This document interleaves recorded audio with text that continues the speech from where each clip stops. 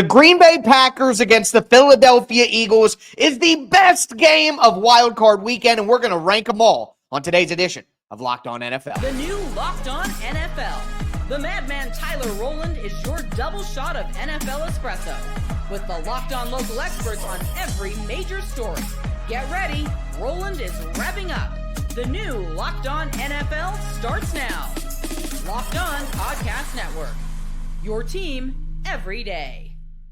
Football fans, welcome in to the Locked On NFL podcast, bringing you a double dose of the NFL's biggest stories with help from our local experts that know your favorite teams like no one else. I am your host, the madman, Tyler Rowland, joined today, as I am every Thursday, by Locked On NFL expert Michelle Majuk. On today's episode, we are going to rank the wild card games. We'll start with the Packers and Eagles that's at the top and work our way all the way down to the bottom. And no spoiler, really, me and Michelle don't agree necessarily on the order of these games. So we'll dive into that. Before we get into it, though, I do want to thank you for making Locked On NFL your first listen and for being an everydayer here with us at the Locked On Podcast Network, where it is your team every day. Today's episode is brought to you by Prize Picks. Look, it's still Crossover Thursday here on the Locked On Podcast Network, and Crossover Thursday is always presented by Prize Picks. Download the app, use the code LOCKEDONNFL to win $50 instantly when you play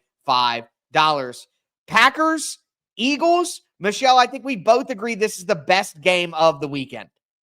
It has to be, right? And hopefully Jordan Love plays. But even if he doesn't, I mean, this offense it sometimes looks even better with Malik Willis than it does with Jordan Love. But obviously, no, we want Jordan Love out there. Hopefully he's healthy enough to go. But you have a lot of star power in this matchup. We can see if Jalen Hurts in this passing game can get going, because the last time we saw Jalen Hurts out there, he destroyed the Steelers through the passing game. Finally, it was so much with just Saquon and running. I do think the Packers are going to have to lean on Josh Jacobs like crazy because Christian Watson's not out there. It's not like Watson's a great wide receiver, but he does open things up in the passing game. No, but this should be a really nice, a fun matchup. I do, though, expect the Eagles will take control of the game in the second half and close it out for them. Well, you're not the only one, Michelle, who thinks the Eagles will take control of the game. My guys from Locked On Eagles, Gino and Louie, they talked about why they think the Eagles are set up to win this game. All right, Eagles-Packers this Sunday at 4:30. The playoff run officially begins. And, Gino, again, the Packers, there's nothing to me about them that I fear, right? I'm not scared of this Packers team. Jordan Love can get hot, and I think when he is hot, can be one of the best quarterbacks in football, but he is very sporadic. It's a good but not great roster. I would say I don't know. I was actually bored the other day and ranked my all the Eagles' first playoff opponents in the first round or second from 2017 and on. I had the 2021 Buccaneers ahead of them, the 2017 Falcons, which were coming off a Super Bowl appearance, and then I actually I have them right next to the 2019 Seahawks, right? Like a hot and cold quarterback with Russell Wilson at the time, a good, not great roster that can beat you, but if the Eagles are at full health and not shooting themselves in the foot, they should win this football game. Like, I think that's kind of a fair comparison for who this Green Bay team is. I think generally speaking, Green Bay is just the better team. And something that you brought up to me before we even started is Green Bay, and it's something I talked about last week as well. Green Bay just does not have good vibes right now. They're not playing their best football. They have that stink on them of we can't beat a good team. So I think it sets the Eagles up for this to be I don't want to say easier, but for lack of a better term, an easier matchup than maybe we thought it was going to be a month ago.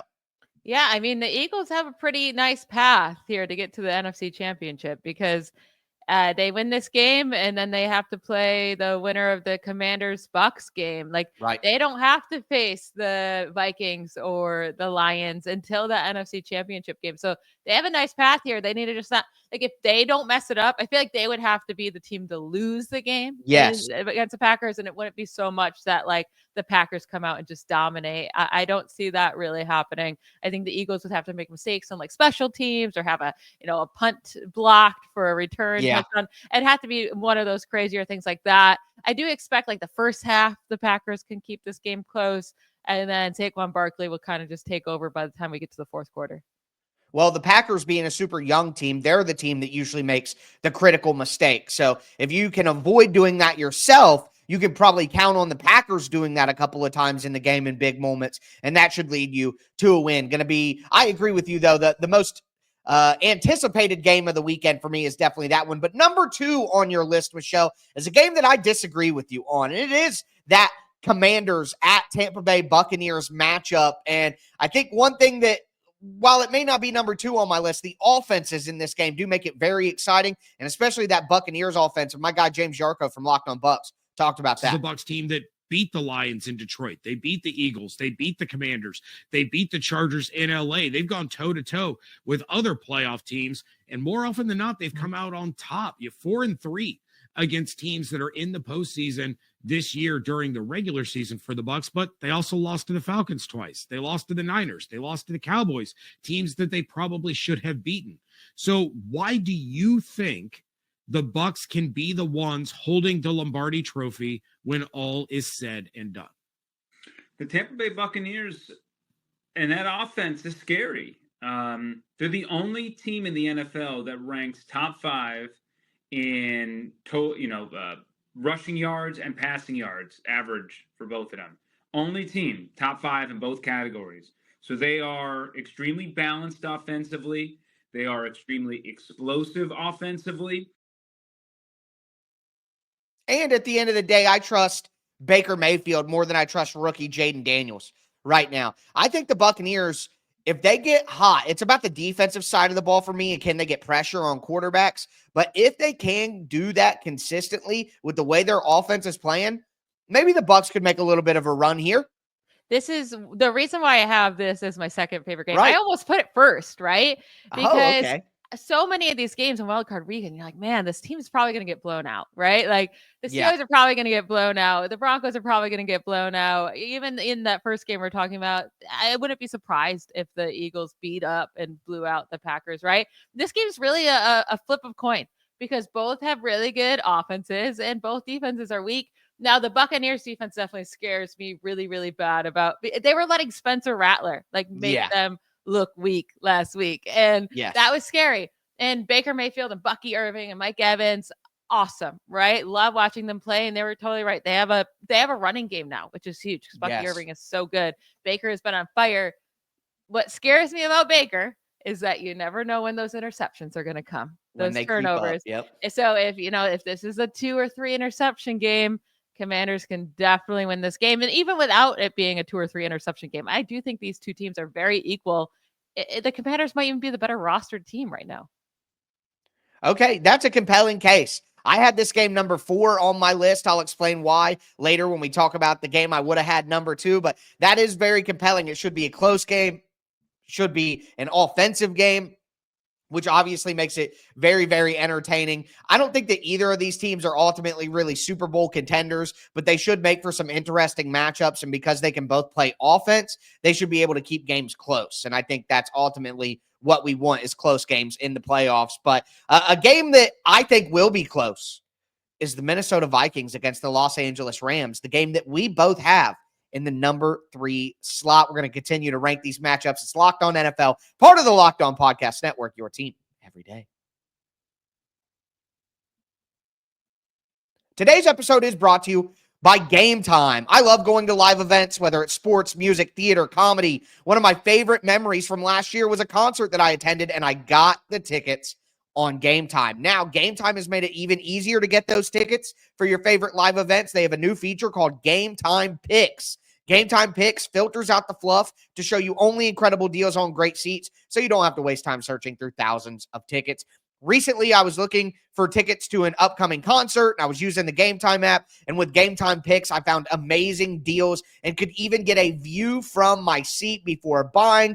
Plus, with the app's all-in pricing, you could see the upfront cost right there in front of you with no surprise fees at checkout. Take the guesswork out of buying tickets with Game Time. Download the Game Time app, create an account, use the code LOCKEDONNFL for $20 off your first purchase. Terms apply. Again, create an account, redeem the code LOCKEDONNFL for $20 off. Download the Game Time app today. What time is it?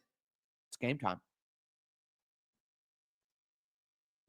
All right, Michelle, we'll continue today's edition of Locked On NFL, breaking down our rankings for these playoff games. Michelle, we're following you today. I'm just chiming in with my little disagreements here and there, but we had the Packers against the Eagles, number 1. Michelle had the Commanders and the Bucks, number 2. I'll tell you what my number 2 game is here in just a second, but we both agree on number 3, and that is the Minnesota Vikings against the Los Angeles Rams. And one of the main reasons that I'm looking forward to this game is, did the Minnesota Vikings lose their mojo? My guy Luke Braun from Locked On Vikings talked about that. It felt like a playoff game. You could kind of argue that because the bye was at stake, you get a playoff win if you win that game. So it kind of was like a at least a half a playoff game, but it was a playoff atmosphere. It was a playoff atmosphere in Ford Field for sure, but just like the pomp and circumstance surrounding the whole game. And that, in a very optimistic kind of switcheroo, maybe that's Darnold getting the nerves out, and hopefully the nerves are out. Or do they continue when you get into the playoffs and it's a whole nother thing?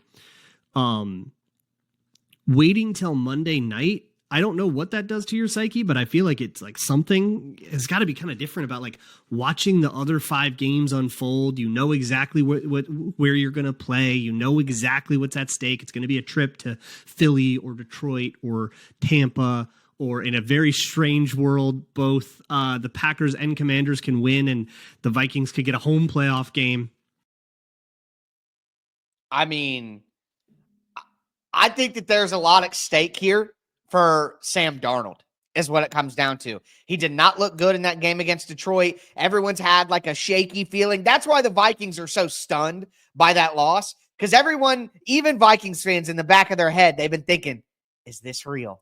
Is this real? All year long. And when you lay an egg like that against Detroit, when Detroit's banged up and just gave up 34 points to San Francisco the week before that or whatever, like that has to immediately knock off all of the fear that they've been putting back. So to me, I'm looking at this one. I like the Rams coming in to the playoffs. Like for the last month, I've been hyping up the Rams, and I'm going to stick with them here. I like the Rams to upset the Vikings in this game, and the conversations about Sam Darnold change quickly.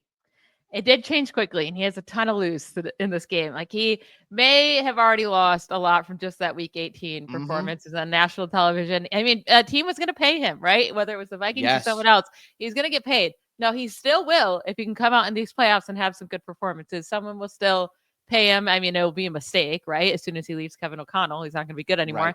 Right. Exactly. But it'll be interesting to see which quarterback can perform better under pressure, right? Because Matthew Stafford has been the worst quarterback under pressure this year. The Vikings can get a lot of pressure on quarterbacks. So it's not like, I mean, Stafford over his last 3 games has been horrific. He's been so bad, right? So if they go into these playoffs, Cooper Kupp has been terrible. Stafford has been bad.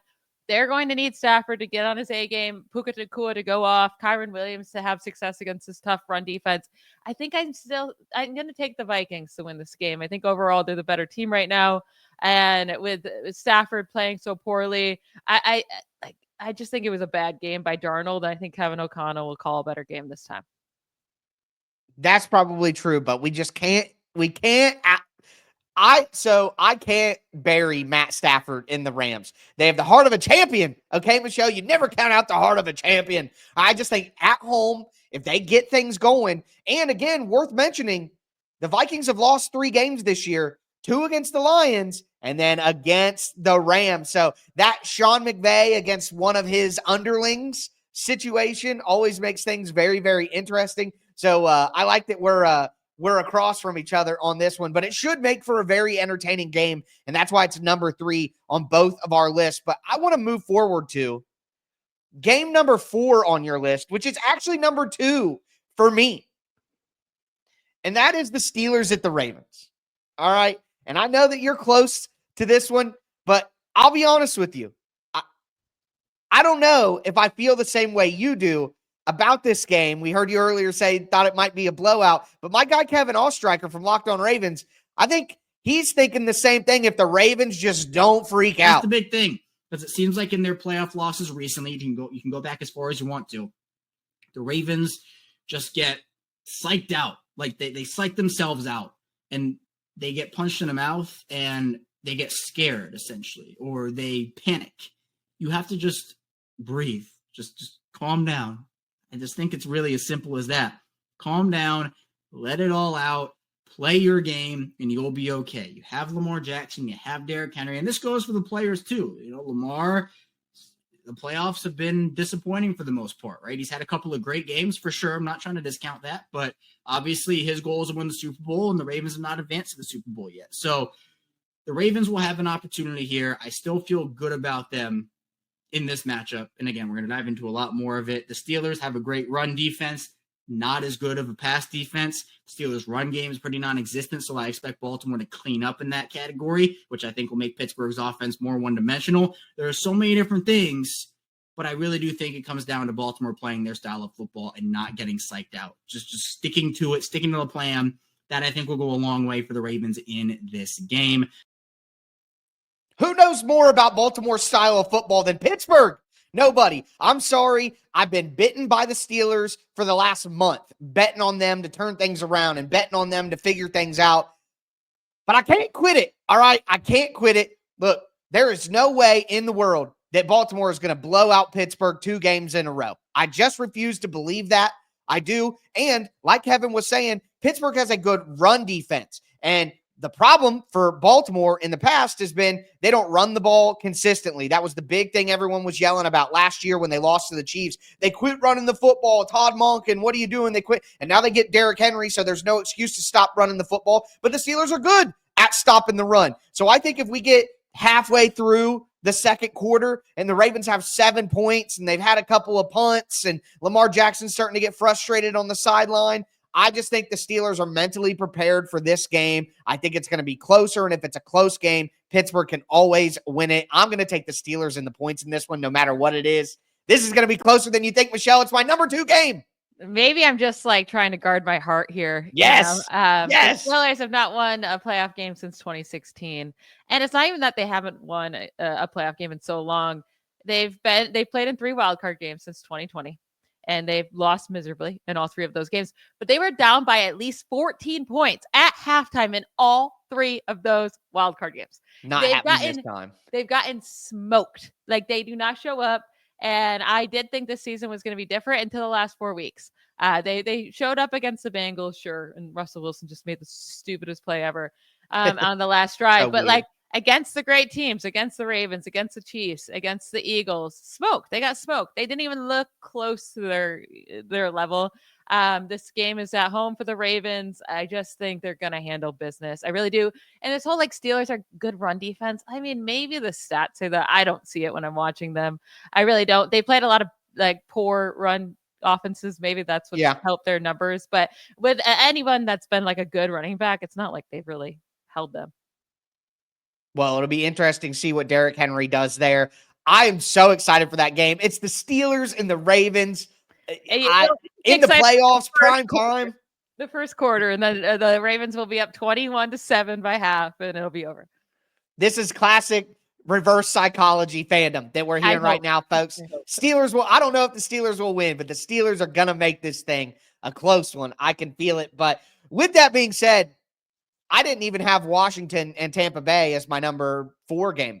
I had a different game at number 4, and it's your number 5, and we're going to talk about it right now. First, I want to let you guys know that today's episode is brought to you by FanDuel. From big upsets to game-winning drives, the NFL playoffs are better with FanDuel because right now, new customers can bet $5 and get $200 in bonus bets guaranteed. That's $200 in bonus bets, win or lose. The FanDuel app is giving you everything you need for live bets, same-game parlays. They have spreads, money lines, player props, anything you need, and so much more.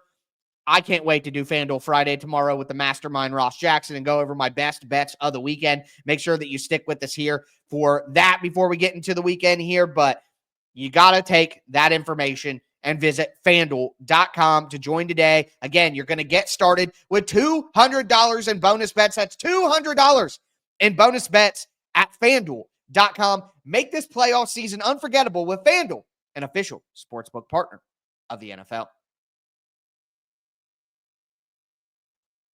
All right, Michelle, let's cap off today's edition of the Locked On NFL podcast. Kind of kind of a playoff preview here as we rank our games. Michelle had the Packers and Eagles as the top game. I did as well. Then Commanders and Bucks at number 2. I like Steelers and Ravens at number 2. We both had Vikings and Rams at number 3. Michelle had Steelers and Ravens at number 4 with Commanders, Bucks at number 2. But for me, I love this Broncos-Bills game. I know. That's my number 4. I have Commanders and Bucks at number 5, but we are sticking with Michelle's list here. Broncos and Bills. And listen, my big thing here is I am excited to watch Bo Nix and the Denver Broncos. I know that the Bills are going to win the game. I know that Josh Allen is going to advance, all of that. But the Broncos have a very good defense. When they get rolling on offense, they're very exciting. And Bo Nix has been good this year. And my guys over at Locked On Broncos, they are hyped about Bo Nix in the mix. Yeah, it's a bird, it's a plane, it's a cosplaying quarterback, it's a check down merchant, it's Kenny Pickett 2.0. No, wait, no, that's actually Bo Nix flying through the sky into the playoffs right there. Cody, we've heard every single name in the book. Biggest reach of the draft, 6th quarterback on the board, going to be the worst quarterback of this class. He's too old. He's already reached the ceiling. This, that, and the other from a bunch of non-ball knowers out there. Everybody that was, even remotely kind of paying attention going into the NFL draft process could see with an objective eye, Bo Nix would be a good fit for Sean Payton. You and I discussed it many times. We put it in our final mock draft for the Broncos of finding a way to get Bo Nix into the mix here. And I think he's been better than advertised. He's been better than anyone could have expected. Bo Nix will make this game entertaining. I'm excited to watch Josh Allen, Buffalo, playoffs, cold weather, all of that with the Denver Broncos. I'm just so excited for this game. I have it number 4 on my list. You have it number 5. I understand, but look, I just think it's going to be a great one. Can I poo-poo on Bo Nix and your excitement for this? Of course. It's not about, Bo Nix had a really good, solid rookie season. I'm not trying to poo-poo that, but let's just start with his road home splits. They're massive, right? Averages 7.6 passing yards per attempt at home, 5.8 on the road, had 19 passing touchdowns at home, only 10 on the road, 102 passer rating at home, 85 passer rating on the road.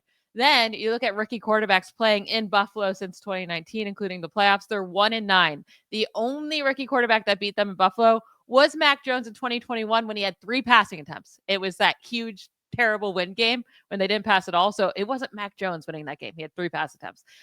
Rookie quarterbacks, starting quarterbacks in road playoff games since 2015 are 0-5. They have a 50 completion percentage in those games combined, 4.9 passing yards per attempt, which you should be at least in the 7s to be average, right? Reasonable, 4.9. yeah. 4 passing touchdowns combined among these 5 quarterbacks with 7 interceptions and a 54.9 passer rating. The last rookie quarterback to win on the road was Russell Wilson in 2012 in the wild card round, and that was against another rookie quarterback in Robert Griffin Jr. The last rookie quarterback to win against a non-rookie was Mark Sanchez in 2009. 2009. That's how long it's been. I was in high school. Yes, that's how long it's been since a rookie quarterback won on the road in the playoffs. Yikes. Well, don't bet on Jaden Daniels then. Geesh, that's going to be, you could apply that over there as well. I guess I could have, yeah. Yeah, I know Daniels has but been Buffalo's a little a much bit better. harder place to play than Tampa Bay. Tampa Bay. Yeah, you're 100% right about that. Look, I know. It'll probably be a decent margin, but I think there's a chance that Denver could go in there and give them a game if they start out hot. But we will go to collectively our 6th game in the rankings. Michelle and I definitely agreed on this one that this is the worst game of the weekend. And it's probably why they're playing this game first on Saturday, which is always the spot for the worst game of the weekend. But it's the Chargers against the Texans. And look, I think there's one specific matchup that will determine this game. It's the Los Angeles Chargers offensive tackles against the edge rushers of the Houston Texans. And when we talk about offensive tackles, Rashawn Slater for the Los Angeles Chargers, all-pro level left tackle, did not play in Week 18, and there was some cause for concern, but it sounds like he should be good to go for this game. And our guys from Locked On Chargers talked about that and why it's so important. David, I know you went to a dark place when Rashawn Slater was held out of the Raiders game in Week 18 due to knee discomfort while stretching. The doctor said he couldn't go, and he didn't go. So, I mean, it left us all like, man, well, you're feeling really good about this matchup and getting the 5 seed, but without Rashawn Slater, it changes a lot. And I think we saw the impact of that, especially early on in that game last week, and credit to the offensive line who bounced back. Joe Alt moving to the left side seamlessly. But you need Rashawn Slater in the playoffs. And so after hearing literally nothing until Tuesday and then finally hearing Jim Harbaugh say, hey, Rashawn Slater is going to be back at practice today, David, he missed the entire 2022 season almost and then ended up missing a playoff game where he was supposed to potentially come back the next week. And I felt terrible for him. So for me, if he's limited at practice, if there's any possible way for a super tough dude to get into this game, he's going to do it. And I think this is just gigantic news that dramatically changes the Chargers' chances in this game. And I agree with Daniel on that because of how talented the edge group is for Houston. They have the ability to wreck games with Will Anderson and Danielle Hunter there. So having Joe Alt and then Rashawn Slater, which is one of the best offensive tackle duos already, even though Joe Alt's a rookie, I think that neutralizes Houston's best asset that they have. And I think it gives the Chargers a big advantage in this game. Yeah, I expect the Chargers to win this game. Now, I think the only way that the Texans can keep this game close is if their defense can play a fantastic game, right? And get to Justin Herbert and control that passing game and control, J.K. Dobbins. And I don't think they'll struggle too much against the run. But, C.J. Stroud, he's just not the same. He doesn't look the same as last year. There's struggles with the offense in general. He's only going to have Nico Collins. Maybe no Diggs, no Tank Dell. Yeah, maybe Deontay Johnson. Can come in there and help. But Stroud has played 6 top 10 defenses this year in points per game allowed, and the Chargers are number 1. But he's only won one of those games. The Texans average 15.5 points per game in those games. Stroud only threw 6 passing touchdowns to 7 interceptions in those 6 games. It hasn't been pretty for him against these tough matchups, and I don't think they're just going to fix it, this quickly. So I think the Chargers have been looking really good. I expect them to win this game. And I just think overall it's going to be a defensive game, kind of boring, not excited about it.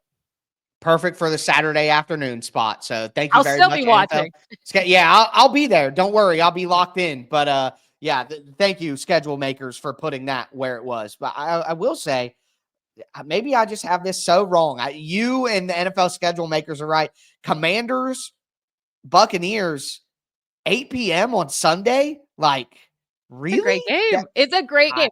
I'm a fantasy football girl at heart, right? So I love me some points. I expect this to be high scoring. I love watching Baker Mayfield. Jaden Daniels has been a blast. You get Mike Evans and Terry McLaurin and Bucky. What's not to love? You have so many great offensive guys to watch. What's not to love is the defenses. All right. Can I get That's a 13-12 game? Come on, NFL. No, what are we doing? I want a 45-40 game. Let's go.